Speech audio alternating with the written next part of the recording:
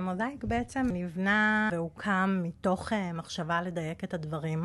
אני למעלה מעשור בעולם השתלות שיער, ניהלתי מרפאות בארץ, טסתי מטופלים לטורקיה, ליוויתי קבוצות בחול, הבאתי רופאים מטורקיה לארץ, זאת אומרת, די עברתי הכל מהכל, ואחרי שככה ראיתי הרבה דברים שנעשים פחות כשורה, נכון, בדיוק, החלטתי להרים את הכפפה, ולפתוח מקום שיהיה בו הכי קרוב לדיוק מקסימלי, עם אפס טעויות, זה משהו שמאוד בער בי בעיקר מצפונית. במהלך השנים שלי בתעשייה הזאת יצרתי קשרים מאוד קרובים עם הרופאים הכי מובילים בארץ ובעולם, עם הטכנאיות הכי בכירות. אם אתה תופס את זה בזמן, יש מה לעשות. נכון, אנחנו קודם כל רוצים לשקם. רוצים לשקם את הקרקפת, להגיע להשתלה כשאנחנו במקסימום שלנו, ומשם להיכנס להשתלה.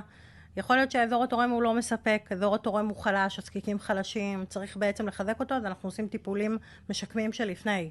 יש מצבים שבן אדם יגיע והוא ירצה להיכנס להשתלה, ואנחנו פשוט נחליט שאנחנו הולכים איתו תהליך שיקומי אפילו של שנה לפני שמכניסים אותו להשתלה, כי זאת הדרך הנכונה, בשביל להגיע לתוצאות הכי טובות שיש.